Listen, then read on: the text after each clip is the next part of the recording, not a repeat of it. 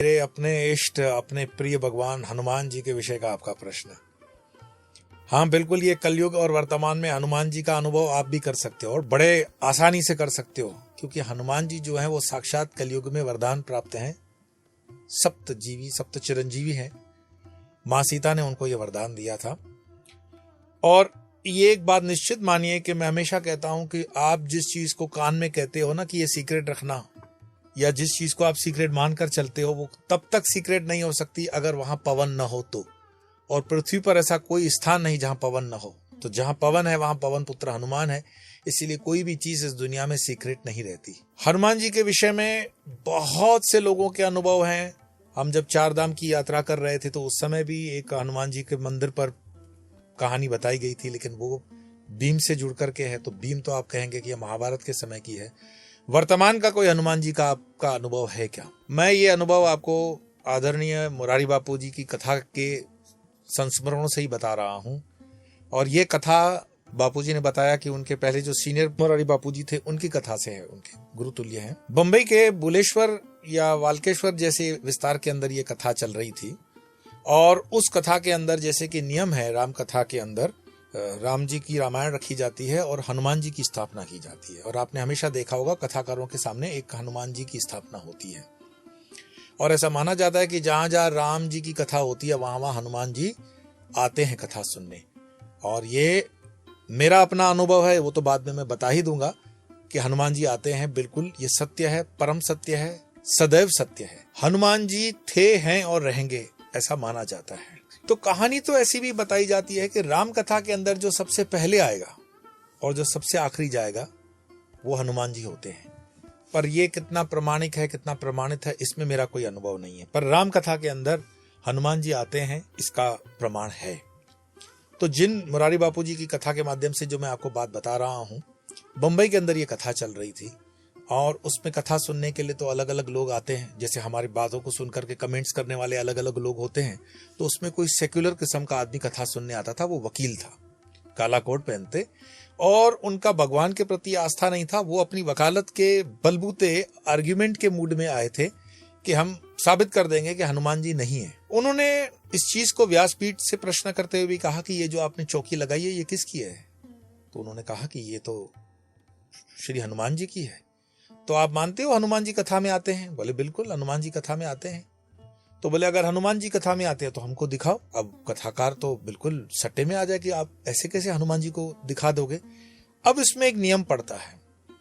कोई इंसान कहे कि आप इतने लोगों से आपका संपर्क है, इस इंसान से तुरंत मिला दो, ये संभव नहीं है। और मिला भी दे तो आपकी कैटेगरी से उसका मैच है कि नहीं है वो भी देखना होता है। पर फिर भी बात वहां पर हो जाती है कि ठीक है मैं आपको हनुमान जी दिखा देता हूं, लेकिन मान लीजिए हनुमान जी आपने देख लिया तो उसके बाद क्या आपका होगा उसमें? उन्होंने कहा कि देखिए अगर हमने हनुमान जी देख लिया तो मैं ये काला कोट छोड़ करके, वकालत छोड़ करके आपके चरण पकड़ लूंगा और राम जी का दास हो जाऊंगा। परंतु अगर हनुमान जी आप नहीं दिखा पाए तो आप कथाकार से ये बिल्कुल कथा छोड़ करके आप नीचे आ जाओगे, बिल्कुल तय है। उन्होंने स्वीकार किया और उन्होंने कहा कि मुझे कल का समय दो, मैं आपको हनुमान जी कल दिखा दूंगा। सभ्य रहे होंगे वो वकील, आजकल के जमाने के बिल्कुल वो उग्र कमेंट्स करने वाले नहीं रहे होंगे, वो मान गए। और अगले दिन हनुमान जी दिखाने की बात और कथा में लोगों का समूह बहुत बढ़ गया। लोगों के मन में कौतूहल ये जागा कि आज हनुमान जी के दर्शन हो जाएंगे। और कानों कान खबर, उस जमाने में सोशल मीडिया नहीं थी। यहाँ हमारे कथाकार जो है वो हनुमान जी राम जी की शरण में आते हैं कि प्रभु मैं नहीं जानता हूं कि मैं उनको कैसे आपके दर्शन करवाऊं। मुझे कोई शक नहीं है, आप कथा में रहते हो, मुझे बिल्कुल आस्था है, लेकिन सामने वाला जो आदमी है वो बिल्कुल अंग्रेजी शिक्षण का पढ़ा लिखा वकील है, तो आप कृपा करें। रात भर उनके हनुमान चालीसा के पाठ चले, अनुष्ठान हुए। उनको ऐसा संकेत मिला कि कल कथा से पहले मैं आ जाऊंगा, मैं तो हूं ही, पर उसको दिखाने के लिए मैं प्रत्यक्ष आ जाऊंगा, बिल्कुल। तो आपको ये करना है। उनको कुछ संकेत इस तरह से दिया गया। अगले दिन की कथा होती है, वकील साहब आते हैं, जो दिन के बाद होना था। वकील साहब आ गए तो हाँ भाई महाराज जी आपने कहा था कि आप हनुमान जी के दर्शन करवाओगे, तो आप हनुमान जी के दर्शन करवाओ। चौकी पर हनुमान विराजमान है? उन्होंने कहा बिल्कुल विराजमान है, आप ऊपर आ जाइए व्यासपीठ पर। व्यासपीठ पर वो आ गए। अब जिस चौकी पर हनुमान जी की स्थापना की जाती है उन्होंने उनको कहा कि यहाँ हनुमान जी बैठे हैं, देखिए। तो उन्होंने कहा नहीं मुझे दिखाई नहीं दे रहे। तो उन्होंने कहा आपको दिखाई नहीं दे रहे हैं कोई बात नहीं, आप इस चौकी को उठा के देखिए। अगर हनुमान जी बैठे होंगे तो आप उठा नहीं सकते हो। हनुमान जी है, कौन उठा सकता है उनको? तो उन्होंने कहा हाँ ये मुझे मंजूर है, मैं देख नहीं सकता हूं पर उठा सकता हूं। जिन लोगों ने इसको देखा सुना वो आज भी हैं।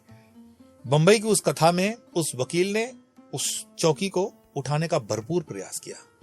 1 बार, 2 बार, 3 बार, 4 बार वो उस चौकी को टस से मस हिला नहीं पाए।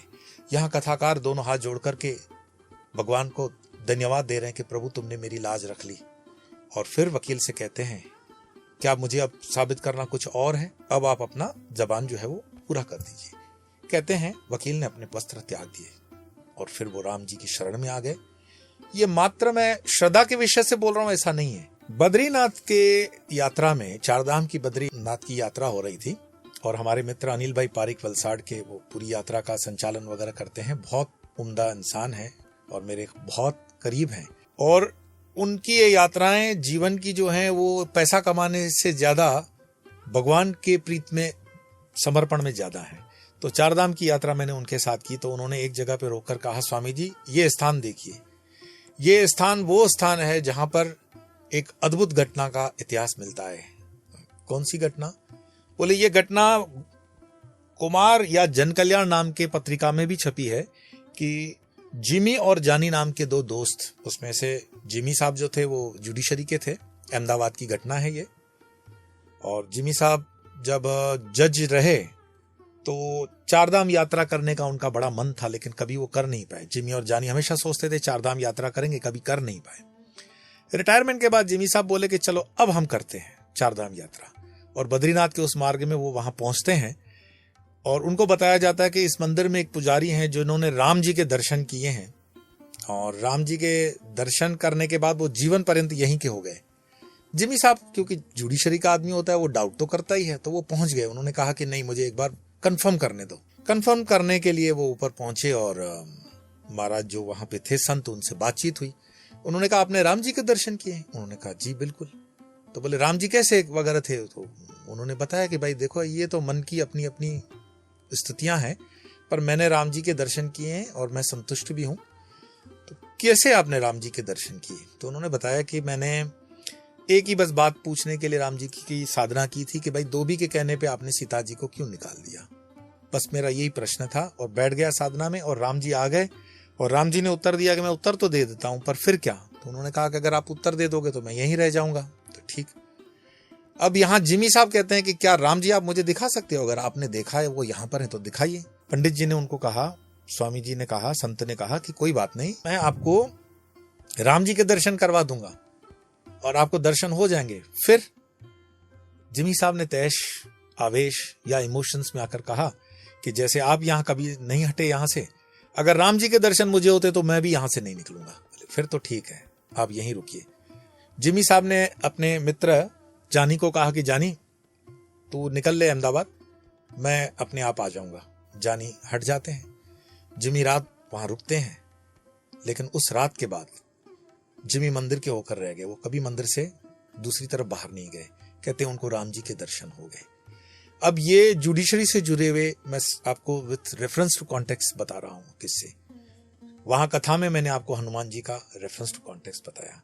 मेरा निजी अनुभव क्या, हमारे तेलंगाना स्टेट के अंदर अभी भी वर्तमान में सरकार में काम कर रहे हैं बीवी आचार्य साहब। बहुत ही प्रामाणिक, सात्विक, डेडिकेटेड, एक कर्मठ सरकारी कर्मचारी हैं। मेरे साथ चंचलगुड़ा जेल के अंदर उनको लाया गया था। सीबीआई ने उनके खिलाफ एक केस रखा था रिश्वतखोरी का और वो अंदर आकर बहुत रोने लगे कि मैंने कभी जीवन में रिश्वत नहीं खाई है, ये केस झूठा है। और वास्तव में वो केस झूठा भी था। बाद में वो शायद उसमें से बरी भी हो गए होंगे। बीवी आचार्य साहब की मन स्थिति उस समय ऐसी थी कि कंसोल नहीं हो पा रहे थे वो, क्योंकि इतने जीवन में उन्होंने कभी ऐसा कार्य न सोचा न किया। तो लगा कि राम जी ने उनके साथ ऐसा क्यों किया। कुल मिलाकर के मैं वहीं था तो उन्होंने कहा कि स्वामी जी मैं क्या करूं। मैंने कहा ऐसा कर लेते हैं कि आपका 7-8 दिन का यहाँ रहने का है, हम अंदर ही रामचरितमानस का पाठ करते हैं। तो रामचरितमानस, आप जेल की व्यवस्थाएं लिमिटेड होती हैं। कुल मिलाकर के वहां पे 1 आध कुर्सी और मंगवाई गई और एक कुर्सी पर हमने कपड़ा बिछा करके, प्लास्टिक की कुर्सी पे, मुझे आज भी याद है, वहां पर थोड़े फूल और रखकर हनुमान जी की स्थापना की, क्योंकि राम कथा में हनुमान जी की स्थापना होती है। और रामचरितमानस का पाठ प्रारंभ हो गया। जैसे पारायण से प्रारंभ होता है, जैसे पाठ से प्रारंभ होता है, वैसे हुआ। दूसरे या तीसरे दिन के अंदर हम रामायण कर रहे हैं और उसके साथ और भी मेरे मित्र जो साथ में थे वो भी थे। हम 5-7 लोग थे। अचानक से हवा का एक, जिसे कहते हैं ना, साइक्लोन जैसा छोटा सा, वो घूमने लगा और उस कुर्सी से पूरा कपड़ा, पर्टिकुलर उसी कुर्सी से कपड़ा हटा दिया। जिसके मन में जो भावना, बीवी आचार्य साहब ने कथा के बाद कहा कि आज पहली बार मुझे हनुमान जी का अनुभव हुआ। कथा में हनुमान जी आए थे। मैंने कहा आपका ये कहना कितना सत्य है? और उन्होंने फिर इस चीज को बताया कि ऐसे कथा चल रही थी और ये हो रहा था, आप कथा का पाठ कर रहे थे। मैंने शरीर से तो मैं नहीं कहूंगा कि हनुमान जी का कोई उसमें हमारा अनुभव रहा, लेकिन हाँ, उसी जेल में हमारे साथ थे सूर्य प्रकाश जी। ये अखबार निकलता है, उस समय तो निकलता था, सूर्य प्रकाश जी उसके सर्वे सर्वा थे। और सूर्य एक पीडीसी चेक इशू करने के चक्कर में, किसी और की गारंटी वारंटी देने के चक्कर में सूर्य प्रकाश जी को सजा हुई थी। आदतन वो कोई अपराधी नहीं थे, लेकिन किसी मित्र को दे दी थी, चेक बाउंस हो गया, वो भी अंदर आ गए। सूर्य प्रकाश जी जिस कोठरी में रहते थे, तो उनको हमेशा ये रहता था कि कोई छम छम छम की आवाज कोठरी में होती है। जेलों में अक्सर ऐसे इंसिडेंट होते रहते हैं। और हम हनुमान चालीसा का पाठ, रामायण वगैरह करते थे और मैं ऐसे ऐसे बातों के साथ उनके साथ सत्संग भी करता था। सूर्य प्रकाश जी ने कहा कि मेरे कोठी से जो ये आवाज आती है कि स्वामी जी इसमें कुछ हम कर सकते हैं, और ये तय किया गया कि 108 बार हनुमान जी का हम सामूहिक पाठ करेंगे और फिर उसमें फर्क होगा। सूर्य प्रकाश जी, मुझे याद है कोनेरू जी और हमारे मित्र जीवी आचार्य जी, हम सब साथ में बैठ करके 108 बार का हनुमान चालीसा का पाठ किया वहां पर। उस दिन के बाद उनकी कोठी में कभी भी कोई छमछम की आवाज आधी रात में नहीं आई। सूर्य प्रकाश जी अभी भी जीवित हैं, मेरे अच्छे परिचित हैं। और हैदराबाद के अंदर बीवी आचार्य जी भी आपको मिल जाएंगे ये सब कंफर्म करने के लिए। कहने का तात्पर्य ये है कि हम जब ये शक करते हैं कि हनुमान जी हैं नहीं हैं, तो इसका अनुभव आप भी कर सकते हो। कैसे? हनुमान जी के अनुष्ठान का तरीका यह है कि 108 बार हनुमान चालीसा शुद्ध उच्चारण के साथ, आप उच्चारण थोड़ा शुद्ध रखें, रिदम ठीक पकड़ें। 108 बार का एक ही आसन पर बैठ करके पाठ करना एक दिन में मिनिमम। ऐसे 108 का 108 दिन तक पाठ कर करके आपके सामने हर पाठ पर जल रखें, और वो जल जिस निमित्त से आप पाठ कर रहे हो, चाहे वो आपके स्वास्थ्य से लग करके है, चाहे वो आपकी नौकरी से है, चाहे आपकी और किसी परेशानी से है। अब इसमें इस बात का थोड़ा प्रेजेंस ऑफ माइंड रखना कि भाई 108 बार पाठ करके आप बोलोगे मैं प्रधानमंत्री बन जाऊं, तो ये हनुमान जी आपको गारंटी वारंटी नहीं देते हैं। तो इसमें जो थोड़े बहुत कर्म वगैरह उसका सिद्धांत मान के ही चलना, और जो भी चीज मांगे न्याय संगत हो, तर्क संगत हो, विवेक पूर्ण हो और आपके स्वभाव के अनुकूल हो। बिल्कुल मैं कहता हूं ये आप अनुभव साक्षात करोगे। हनुमान जी की कृपा भी अगर चाहते हैं तो इसी 108 बार हनुमान चालीसा के पाठ करने से हो जाती है। हालांकि हनुमान चालीसा के अंदर भी कहा गया है, जो ये पढ़े हनुमान चालीसा 100 बार हनुमान चालीसा, 100 मीन्स 100, हम 108 इसीलिए कहते हैं कि कहीं त्रुटि वगैरह हो तो 8 कब ज्यादा हो। तो ये हनुमान जी का अनुभव कहीं भी आप कर सकते हो, लेकिन उसके लिए नियमों का थोड़ा जरूर पालन करें।